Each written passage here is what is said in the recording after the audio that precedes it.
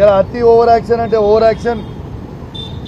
Karimnagar CP గారు, Huzurabad ACP గారు, Jammikunta rural CA గారి మీద నేను ప్రివిలేజ్ మోషన్ మూవ్ చేయడం జరిగింది. స్పీకర్ గారికి ఈ ప్రివిలేజ్ మోషన్ ఇవ్వడం జరిగింది. చాలా పాజిటివ్గా స్పీకర్ గారు స్పందించిండ్రు, దాని మీద ఎండోర్స్ కూడా చేసిండ్రు.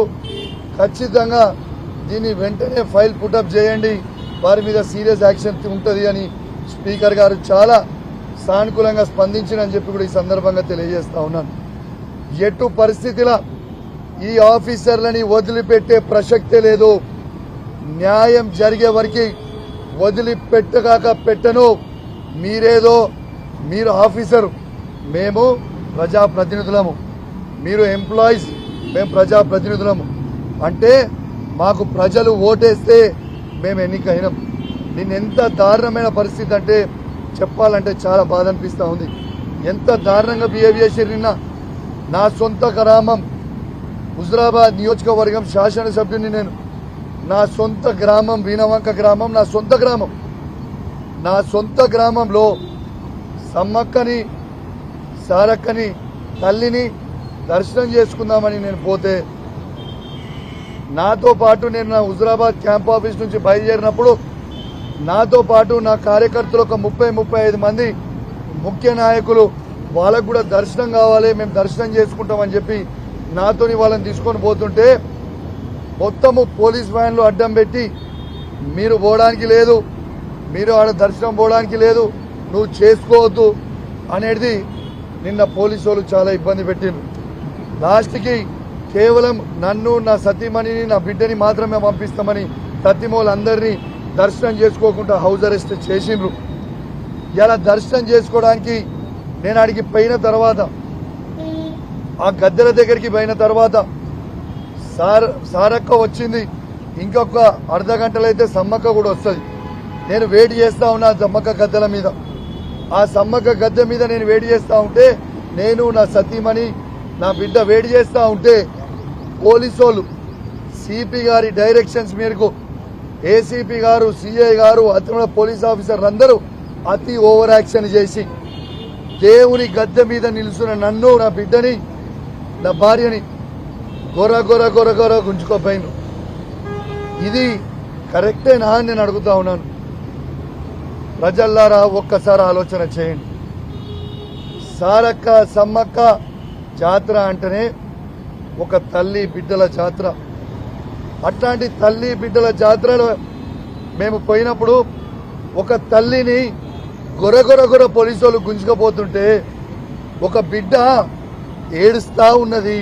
ఇది న్యాయమేనా అని నేను అడుగుతా ఉన్నాను. ఇది న్యాయమా అని నేను అడుగుతా ఉన్నాను. నేను బాధ్యత కలిగ శాసనసభ్యుని ఆ నియోజకవర్గంలో దళిత మహిళ అయిన సర్పంచ్ అక్కడ ఇంత అహంకారం కొని ఒక ప్రైవేటు వ్యక్తికి, ఇలా ముఖ్యమంత్రి రేవంత్ రెడ్డి గారి ఇన్స్ట్రక్షన్స్ మేరకు ఒక ప్రైవేటు వ్యక్తికి గన్మెన్ లెక్క, వార్డు మెంబర్ కూడా గెలవని వ్యక్తికి గన్మెన్ లాగా సిపి గారు నిలవడం ఒక సిగ్గు చేటు అని చెప్పక తప్పదని చెప్పి సందర్భంగా తెలియజేస్తా ఉన్నాను. నా రక్తం మరుగుతుంది. ఎందుకు అంటే ఇలా పోలీస్ ఆఫీసర్లకి ఆ డ్రెస్ ఒక ఐపీఎస్ ఆఫీసర్, ప్రతిమా ఆఫీసర్లు అందరూ కూడా ఏసీపీ కావచ్చు, సిఐ కావచ్చు, ఎస్ఐ కావచ్చు, ఇలా చదువుకున్న వ్యక్తులు మీ గౌరవానికి భంగం కల్పిస్తూ ఉన్నారు. ఇలా డ్రెస్కే ఇజ్జత్ పోతా ఉంది మీరు చేయబట్టి. ఇలా మీరు ఎస్కాటు పైలట్ ఏమని ఇస్తే ఒక కేంద్ర మంత్రికి ఇయ్యండి, ఒక మంత్రికి ఇవ్వండి, ఒక ఎంపీకి ఇవ్వండి, ఒక ఎమ్మెల్యేకి ఇవ్వండి. అయినా వార్డు మెంబర్ కాని వ్యక్తికి కూడా గన్మెన్ లెక్క నిలుసొని నడవడం అనేది ఎంతవరకు కరెక్ట్ అని నేను అడుగుతా ఉన్నాను. అయినా సమ్మక్క సారక్క జాతరకి పోయే అధికారం నాకు లేదా? నేను దండం పెట్టుకునే అధికారం నాకు లేదా?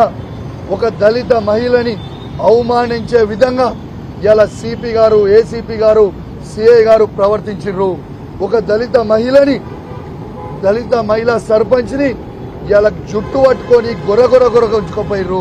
ఇది ఎంతవరకు కరెక్ట్ అని నేను అడుగుతా ఉన్నాను. అంటే దళితులు బాగుపడొద్దా? దళితులది పెద్దరికం ఉండొద్దా? ఇదే దళితులు ఆడ వచ్చి కొబ్బరికాయ కొట్టొద్దా? కొట్టి దేవునికి మొక్కొద్దా అని నేను అడుగుతా ఉన్నాను. ప్రజల్లారా ఆలోచన చేయండి. ఎంత దౌర్భాగ్యమైన పరిస్థితి నడుస్తా ఉందో. రేవంత్ రెడ్డి గారు ఆ రోజు అన్నారు, రేవంత్ రెడ్డి గారిని గొర్రె గుంజుకపోయినా మరి ఇవాళ రేవంత్ రెడ్డి గారు మరి నువ్వు మీ అధికారులకి ఏం ఆదేశిస్తా ఉన్నావు అని చెప్తా ఉన్నాను. నేను గ్యారంటీగా చెప్తా ఉన్నాను, రేవంత్ రెడ్డి గారు కాసుకోండి. మీరు ఎంత హరాస్మెంట్ అని చేసినా నేను మిమ్మల్ని వదిలిపెట్టను, ఆ పోలీస్ ఆఫీసర్లను కూడా వదిలిపెట్టను. ఇది నా మాట అని చెప్పి ఈ సందర్భంగా మీ అందరు కూడా మీ ద్వారా వాళ్ళని హెచ్చరిస్తా ఉన్నాను. ఇలా నేను చెప్తా ఉన్నాను, ఈ ఓవర్ యాక్షన్ చేసిన పోలీసు వాళ్ళని ఖచ్చితంగా ఇలా ప్రివిలేజ్ మోషన్ మూవ్ చేసిన ఇలా మా మహిళా సర్పంచ్ గారు ఇలా పోలీస్ స్టేషన్ లో ఎస్సీ ఎస్టీ కేసు ఇలా వాళ్ళ మీద పిటిషన్ సిపి గారి మీద, ఏసీపీ గారి మీద, సిఐ గారి మీద ఇవ్వడం జరిగింది.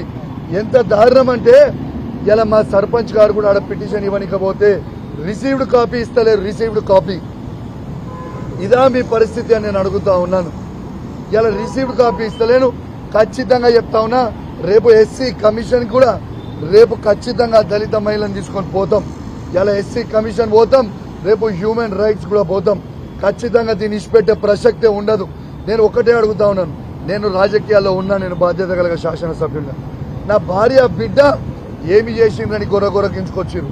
నా బిడ్డ 14 ఏళ్ల చిన్న పిల్ల దేవుని దగ్గరకు వచ్చి దర్శనం చేసుకుంటే గొర్రె గుంజితే నాకు చెయ్యి వస్తుంది, నాకు మొత్తం చేయి గుంజి వచ్చే పరిస్థితిలో ఉంది. ఇలా ఇదా మీరు చేసే పరిస్థితి అని నేను అడుగుతా ఉన్నాను పోలీసు వాళ్ళని. ఒక సమ్మక్క సారక్క దర్శనం చేసుకునే అవకాశం స్థానికంగా ఉన్న ఎమ్మెల్యేకి, స్థానికంగా ఉన్న సర్పంచ్ కి నా సొంత గ్రామంలో లేదా అని నేను అడుగుతా ఉన్నాను. తెలంగాణ ప్రజల్లారా, హుజురాబాద్ నియోజకవర్గ ప్రజల్లారా, ఎంత అరాచకం చేస్తారో ఒక్కసారి ఆలోచన చేయండి. ఇలా నేను చెప్తా ఉన్నాను, ఇలా కొందరు పెద్ద మనుషులు ఆడ మాట్లాడుతూ ఉన్నారు. అయ్యా మీకు తెలియదు కావచ్చు, తెలుసుకోండి. తెలియకపోతే మీ నడిచే ప్రతి రోడ్డు ఇలా హుజురాబాద్ నియోజకవర్గంలో కావచ్చు, వీనవంక గ్రామ పంచాయతీలో కావచ్చు, ఇలా కేసీఆర్ నాయకత్వంలో వేసింది కౌశిక్ రెడ్డి. ఇవాళ మీకు వేసిన బోరీలు కట్టించింది కౌశిక్ రెడ్డి. 30 కోట్ల రూపాయలతో రోడ్లు వేయించింది కౌశిక్ రెడ్డి. ఇలా 1000 కోట్ల రూపాయల అభివృద్ధి చేయించింది కేసీఆర్ నాయకత్వంలో మేమే తప్పితే మీరు కాదు.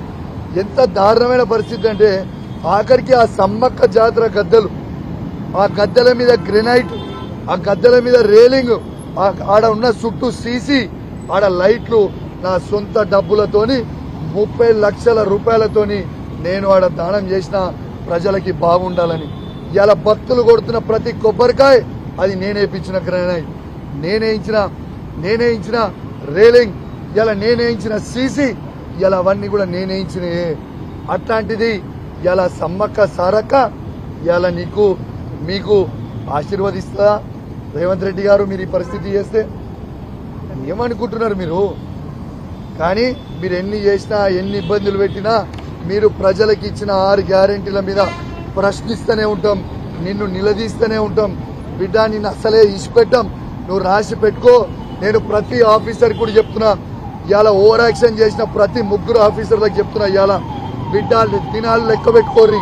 ఈ రోజు నుంచి కరెక్ట్ గా 3 ఏళ్లలో మా గవర్నమెంట్ వస్తుంది.